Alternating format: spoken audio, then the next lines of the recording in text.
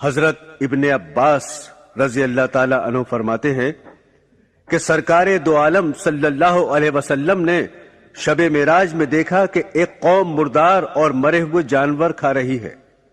آپ نے حضرت جبرائیل علیہ السلام سے پوچھا کہ یہ لوگ کون ہیں؟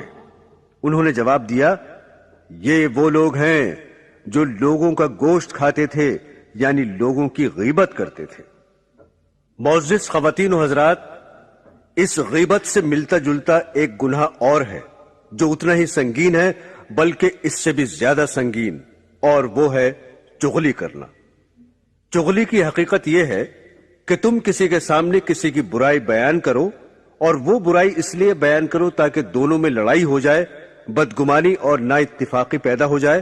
اس کو چغلی کہتے ہیں، اور چغلی کا گناہ غیبت سے بڑھ کر ہے، اس لیے کہ غیبت میں تو صرف دوسروں کی برائی کرنا مقصود ہوتی ہے، لیکن چغلی میں تو برائی کے علاوہ یہ بھی مقصد ہوتا ہے کہ ان دونوں کے درمیان لڑائی ہو اور ان دونوں کے درمیان جو تعلق دوستی اور محبت ہے وہ ختم ہو جائے۔ مثلا ساس نے بہو کی باتیں سسر کے سامنے کہیں یا اس کے شوہر سے لگائیں، اب شوہر بھی بیوی سے ناراض ہو رہا ہے اور سسر بھی بہو سے بدگمان۔ یہ چغلی ہے اور حرام ہے۔ آج کل یہ مسئلہ عام ہو رہا ہے۔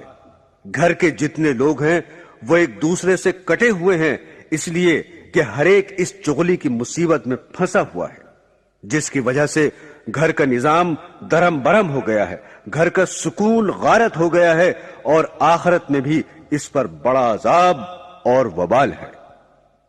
قرآن اور حدیث میں اس گناہ کی بڑی سخت وعیدیں اور سزائیں بیان فرمائی گئی ہیں۔ حضرت علا ابن حارث بیان کرتے ہیں کہ رسول خدا صلی اللہ علیہ وسلم نے ارشاد فرمایا کہ کسی بے عیب کو عیب لگانے والے اور چغل خوری کے لیے چلنے پھرنے والے ان دونوں جماعتوں کا حشر کتوں کی صورت میں ہوگا۔ بخاری شریف کی روایت ہے، آپ صلی اللہ علیہ وسلم نے ارشاد فرمایا، چغل خور یعنی جو ادھر کی ادھر لگاتا ہو وہ جنت میں داخل نہیں ہوگا۔ ایک اور مشہور حدیث میں ہے کہ ایک مرتبہ حضور اقدس صلی اللہ علیہ وسلم صحابہ کرام کے ساتھ تشریف لے جا رہے تھے۔ راستے میں ایک جگہ پر دیکھا کہ 2 قبریں بنی ہوئی ہیں۔ جب آپ صلی اللہ علیہ وسلم ان قبروں کے قریب پہنچے تو آپ صلی اللہ علیہ وسلم نے ان کی طرف اشارہ کرتے ہوئے صحابہ کرام سے فرمایا کہ ان دونوں قبر والوں پر عذاب ہو رہا ہے۔ اللہ جل شانہ نے حضور اقدس صلی اللہ علیہ وسلم پر قبر کے عذاب کو منکشف فرما دیا تھا۔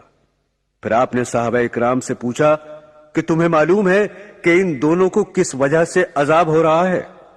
ان کو ایسی 2 باتوں کی وجہ سے عذاب ہو رہا ہے کہ ان 2 باتوں سے بچنا ان کے لیے کچھ مشکل نہ تھا۔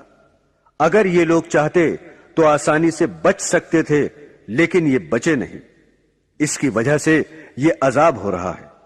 ایک صاحب کو اس وجہ سے کہ وہ پیشاب کی چھینٹوں سے نہیں بچتے تھے، احتیاط نہیں کرتے تھے، مثلا ایسی جگہ پر یا اس طرح سے پیشاب کیا جس کی وجہ سے جسم پر چھینٹیں آ گئی، اس احتیاط نہ کرنے کی وجہ سے عذاب ہو رہا ہے۔ اور دوسرے صاحب کو اس لیے عذاب ہو رہا ہے کہ وہ دوسروں کی چغلی بہت کیا کرتے تھے، اس کی وجہ سے قبر میں عذاب ہو رہا ہے۔ لہذا اس حدیث میں حضور پاک صلی اللہ علیہ وسلم نے چغلی کو قبر کے عذاب کا بھی سبب قرار دیا۔ امام غزالی نے لکھا ہے کہ دوسروں کا کوئی راز کھول دینا بھی چغلی کے اندر داخل ہوتا ہے۔ ایک حدیث شریف میں حضور اقدس صلی اللہ علیہ وسلم نے ارشاد فرمایا کہ مجلسوں کے اندر جو بات کی جاتی ہے وہ بھی امانت ہے۔ اب وہ بات آپ جا کر دوسروں سے کہہ دیں تو یہ امانت میں خیانت ہے اور یہ بھی چغلی کے اندر داخل ہے۔ بہرحال میرے دوستو، یہ غیبت اور چغلی کا گناہ اتنا بڑا عظیم اور سنگین گناہ ہے۔ اس کی سنگینی آپ نے احادیث کے اندر سنی، لیکن جتنا سنگین ہے آج اتنی ہی اس کی طرف سے لاپرواہی اور غفلت برتی جا رہی ہے۔ مجلسیں ان سے بھری ہوئی ہیں، زبان قینچی کی طرح چلتی ہے، رکنے کا نام ہی نہیں لیتی۔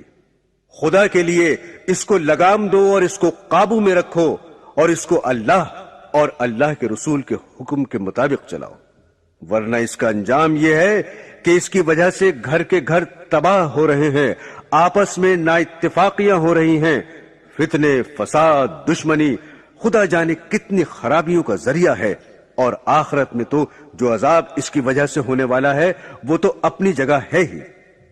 میرے دوستو، اب اس منظر کی تفصیل سنیے جس کو دوسرے نمبر پر بیان کیا گیا۔ آپ صلی اللہ علیہ وسلم نے فرمایا کہ معراج کی رات میں کچھ لوگ مجھے ایسے بھی ملے جن کے پیٹ اتنے بڑے بڑے تھے جیسے انسانوں کے رہنے کے گھر ہوتے ہیں، اور ان میں سانپ تھے جو باہر سے ان کے پیٹوں میں سے نظر آ رہے تھے۔ رسول پاک صلی اللہ علیہ وسلم فرماتے ہیں کہ میں نے جبرائیل علیہ السلام سے معلوم کیا کہ یہ لوگ کون ہیں؟ انہوں نے جواب دیا، یہ سود کھانے والے ہیں۔ میرے بھائیوں، آج اس کا بھی بہت رواج ہو گیا ہے، حالانکہ سود کو قرآن کریم نے بہت بڑا گناہ بتایا ہے۔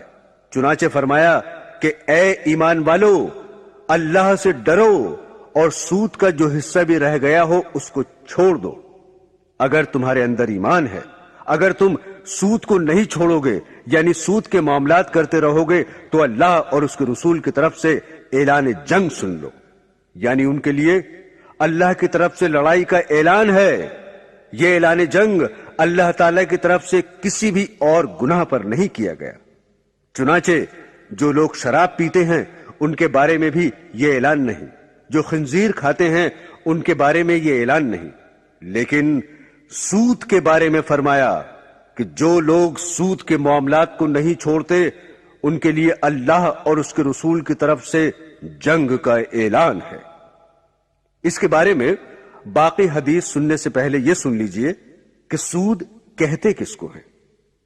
سود اس کو کہتے ہیں مثلا آپ کسی شخص کو ادھار دیں اور اس ادھار پر آپ یہ طے کریں کہ اصل سے زیادہ دینے ہیں، تو جو زیادتی طے کی گئی ہے وہ سود ہے۔ لیکن اگر آپ نے زیادہ دینے کو طے نہیں کیا بلکہ اس نے خوشی سے زیادہ دے دیے تو یہ حرام نہیں بلکہ جائز ہے۔ بہرحال سود وہ زیادتی ہے جو پہلے طے کی جائے، اور اسی کو حدیث میں گناہ کبیرہ فرمایا گیا ہے۔ بخاری شریف کی حدیث میں حضرت ابو ہریرہ رضی اللہ تعالیٰ عنہ فرماتے ہیں کہ سود کھانا ان گناہ کبیرہ میں سے ہے جو ہلاک کرنے والے ہیں۔ مسلم شریف کی روایت ہے، حضرت ابن مسعود فرماتے ہیں کہ رسول اللہ صلی اللہ علیہ وسلم نے فرمایا، سود کھانے والے پر اور سود کھلانے والے پر دونوں پر خدا کی لعنت ہو۔ حضرت عبداللہ ابن ابی اوفا رضی اللہ تعالیٰ عنہ فرماتے ہیں کہ رسول اکرم صلی اللہ علیہ وسلم نے فرمایا، جو لوگ صرافہ کرتے ہیں یعنی سونے اور چاندی کی خرید و فروخت کرتے ہیں اور اس میں احتیاط نہیں کرتے، چاندی کے بدلے میں زائد چاندی اور سونے کے بدلے میں زائد سونا لیتے ہیں، ان کو دوزخ میں پہنچنے کی خبر دی ہے۔ اور حضرت ابو ہریرہ رضی اللہ تعالیٰ عنہ فرماتے ہیں کہ رسول خدا صلی اللہ علیہ وسلم نے فرمایا، 4 شخصوں کے متعلق اللہ تعالیٰ پر یہ حق ہے کہ ان کو جنت میں داخل نہ کرے اور جنت کی لذتوں سے ان کو محروم رکھے۔ نمبر 1 ہمیشہ شراب پینے والا، نمبر 2 یتیم کا مال کھانے والا، نمبر 3 ماں باپ کا نافرمان، اور نمبر 4 سود کھانے والا۔ حضرت ابن عباس رضی اللہ تعالی عنہ روایت کرتے ہیں کہ سرکار دو عالم صلی اللہ علیہ وسلم نے فرمایا، جب زنا اور سود کسی بستی میں جاری ہو جاتا ہے تو بستی والوں پر اللہ کا عذاب حلال ہو جاتا ہے۔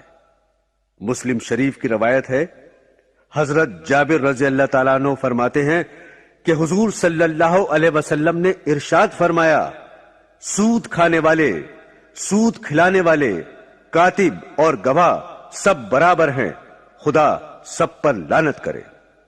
اور آج کل اس سود کا لین دین اتنا بڑھ گیا ہے اور اتنا وسیع ہو گیا ہے کہ تقریباً ہر ملک میں اور ملک کے کونے کونے میں پھیل گیا ہے، جس کی وجہ سے بہت سے مسلمان بھی کسی لالچ کی وجہ سے یا مجبور ہو کر اس کا لین دین کرتے ہیں۔